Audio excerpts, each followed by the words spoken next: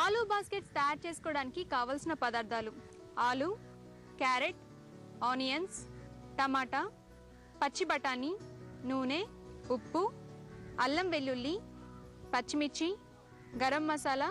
Aloo baskets తయారు చేసే విధానం: ముందుగా స్టవ్ మీద పాన్ పెట్టుకొని దాంట్లో నూనె వేసి అది వేడెక్కాక ఉడికించుకున్న బంగాళదుంపలను మధ్యలో కట్ చేసి బాస్కెట్ షేప్లో తయారు చేసి నూనెలో డీప్ ఫ్రై చేసుకొని పక్కన పెట్టుకోవాలి.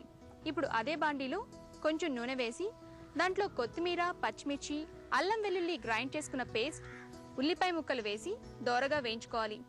దీంట్లో అరకప్పు క్యారెట్ కోరు, కొద్దిగా టమాటా ముక్కలు, నానబెట్టి ఉడకబెట్టిన పచ్చి బఠానీని స్మాష్ చేసుకొని ఉడుకుతున్న కూరలో వేసుకోవాలి.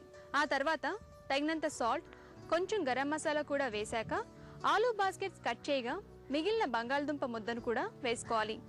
దీన్ని మూత పెట్టి ఉడికించుకోవాలి. ఇది ఉడికిన తర్వాత ఒక బౌల్లోకి తీసుకోవాలి. ఇప్పుడు ఇందాక ఫ్రై చేసుకున్న ఆలూ బాస్కెట్స్ లో రెడీ అయిన కూరను పెట్టుకొని దాని మీద లైట్ గా కొత్తిమీర చల్లుకోవాలి.